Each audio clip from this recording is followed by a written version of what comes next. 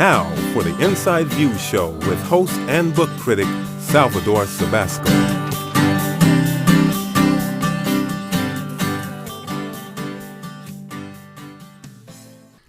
We have David Bethel. We have an exclusive David Bethel here today, author of Eviltown. David, how are you doing today? I'm doing great, and I appreciate your asking me to join you.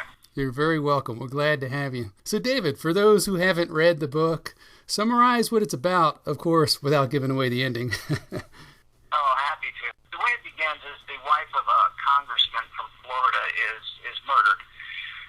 And this, of course, brings in an investigation by the FBI.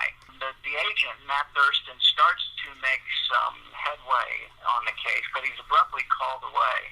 He tries desperately to convince his superiors that he's got some leads and it's going somewhere, but they stonewall him. So he gets upset. He can see that there's something more to this. And what he does, he goes to a couple of reporters, brings them into the case, and he feeds them information so that they can do what he should be doing.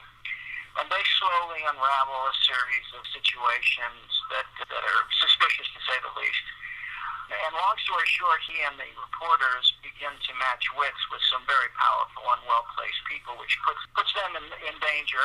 And in the end, it's important that he did drag them in, because otherwise these people would have put a stop to what he was trying to do. For listeners who haven't read Eviltown, David, what was, before you wrote Eviltown, what was your role in D.C. politics and for how long? Well, I was up in D.C. for a good part of 30 years, actually just over 30 years.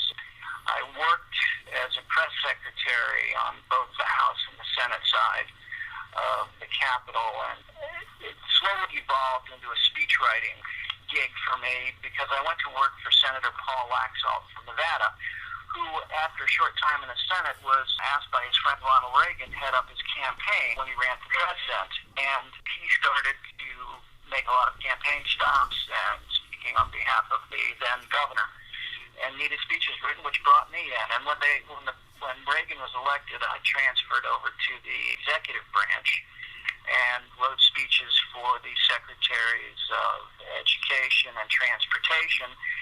And then after 8 years of Reagan, the first Bush came in, and his people asked me to stay on, and I stayed on as a speechwriter with various organizations, including the Small Business Administration. And then when the second Bush came in, his people asked me to come back in after the Clinton years, and I ended up writing speeches for the Secretary of Commerce, and ended up at the now very infamous GSA, the General Services Administration, where I was Director of Communications. Let me say that during all of this, which is a long period of time, I also took some periods of hiatus when I went back into the private sector and worked for myself, and also as the managing editor of the magazine, all of which I want to add because I think it's very important for people to understand that you don't understand the system and how people work and everything else by staying in politics and staying in government. You have to get out into the private sector and see how, quote, the real world works. Do you find yourself wanting to get back in that role, or is that all behind you now? That's pretty much behind me. Been there, done that. I do keep a hand in to some extent. I have there are a bunch of communications firms that I work with up in D.C. and do some strategic communications for them and do some executive speech writing, but it's really not at the level and in the depth of the political fields that I was in before. So I'm perfectly content being where I am and doing a lot of creative writing, which resulted in Eviltown. Huh. How long had Eviltown been percolating or brewing in your thought process? Well, it really didn't. I know that sounds strange, but the way I work is, and I've written lots of short stories, there's a story, and maybe the best way to explain this is to give you an example. Keith Richards, the Rolling Stones, says that all of his songs that he writes are developed from riffs or refrains. He'll come up with a refrain, a very simple refrain that's very short, and then he builds the music around that refrain. And what I do is I will start with an idea for a story and build around it. And if it builds into a novel, then it builds into a novel. And I don't write like a lot of people, I think. Although I don't have a lot of conversations with other writers, I understand that a lot of them work from outlines and They actually do character studies on each of their characters and build histories for them. For me, it's just sitting down and writing and seeing where it goes. And as I get into the story, I know how each of my characters is going to react to a situation. And it's just like building blocks. I build one block on top of another until, lo and behold, I have a novel. We are here with an exclusive interview with David Bethel, author of his new novel, Evil Town. David, how much of what goes on in Evil Town comes directly from your 3+ decade experience working in Washington? Well, all writing comes from your personal experience, obviously. You have to have some life experience in order to be able to write effectively. I wouldn't say that anything specific in Evil Town, for instance, any of the nefarious deeds and that sort of thing came from any personal experience, but I do understand how the system works. I understand politics after years of being there. I know the various personalities and what it takes to be an effective congressman or senator. So in that sense, the book is written with that kind of foundation. But as far as the actual storyline, no, I wouldn't say that I was involved in any of that. In Evil Town, David, the only institution wearing the white hat is the press. Congress, the FBI, even the presidency are corrupted. What is the message here? Well, I can see how a reader coming to the novel would put it down and say, gee whiz, everybody but the press is corrupted. The press is obviously at the forefront of the good guys, but once you've read it and you think closely about it, you realize it wasn't just the press. The FBI agent, Matt Thurston, was the one that actually got them involved. True. And insisted that the investigation go forward. The congressman himself, Clay Caffrey, whose wife was killed, he's an honorable man, and he ends up in the course of the story proving that he is just exactly that, an honorable man. And even people will, once they read it, will understand that the, quote, bad guy in it has a brother who is also good, and good in the sense that he has good character, and in the end, he does realize what's going on and tries to turn the tables on his brother. So certainly the press is probably front and center as the white hat, but there are others as well. A reader could come away from Evil Town with serious questions about the viability of our system of government. Was that your intent? No, not at all. Obviously, the system can be manipulated. We have a representative democracy, a participatory democracy. If people don't participate in a system, in an open system of government, those who use that openness for their own gain will triumph. The old saying that all it takes for evil to triumph is for good men to do nothing. It's a cautionary tale. There are plenty of good people in Washington, people trying to do the right thing. But it can be manipulated. I mean, you look around you, just a couple of years ago, Jack Abramoff made lots of money and corrupted parts of the system up on the Hill, the committee system, with his activities. Years ago, there was the yacht scandal that caused a lot of eyebrows to be raised. Congressman being paid off, I think it was by some Middle East people from the Middle East. And Watergate back when I actually first got up on the Hill, as a matter of fact. All of these things show that the system can be manipulated.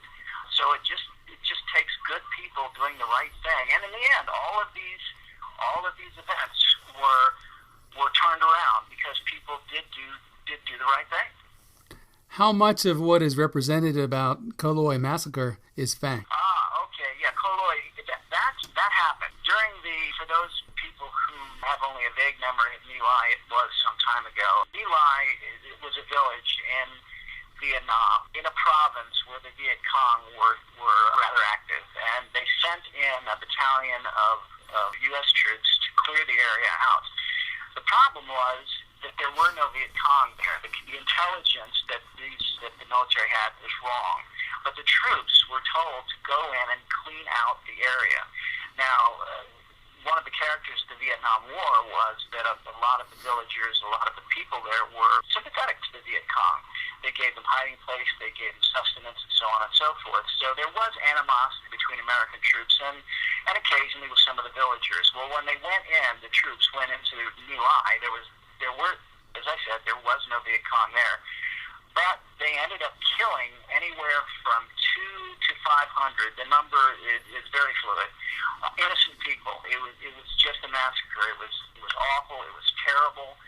And one of the hamlets in the in the My Lai area was this place, Koh Loi. And about 93 people from Koh Loi were also massacred. And we're talking about men, women, and children, not troops. The problem was, as far as Koh Loi goes, that it kind of got lost in the backwash of My Lai. It's still a very mysterious situation. If you look in your history books, there's very little there. By the way, on my website, eviltownthebook.com, I have all of the research materials that I used for most of the major plot lines in my book, so you can go there and read up on it. But long story short is, it's depicted accurately, but it still remains a mystery of American history. We are here with an exclusive interview with David Bethel, author of the novel Evil Town. David, manipulation of public opinion, of government, even of international relations, is a prominent storyline in Evil Town. Is it really that easy? No, it's not easy. I mean, you have to know what you're doing. It is possible. A few minutes ago I mentioned Abramoff, and I'll look at something that's happening right now, the Edwards trial that's going on, the former vice president and presidential candidate who is alleged to have used campaign monies to hide the situation with his mistress. There's an example of someone who's alleged who manipulated the system. So if you understand the system, it can be manipulated. But, conversely, if you understand the system, you can use it for good, too. So I guess the short answer to that is yes, it can be manipulated, but easily no. Now, are the characters in Evil Town modeled on particular individuals you came into contact with during your years in politics and government? Yes and no. I'd say they're amalgams of people that I came into contact with. One of the most honorable men that I ever worked for was Senator Laxalt, and I would say there's probably some of his character in Craig Caffrey. It's difficult to say how much or how little, and you have of course the not so nice guys, and they're amalgams of various people that I've mentioned previously, Abramoff, and various other people that you read about and hear about. Again, you can't help but spend 30 years in a business and come away with certain characteristics in your mind that you can then put together into characters in a novel. True. But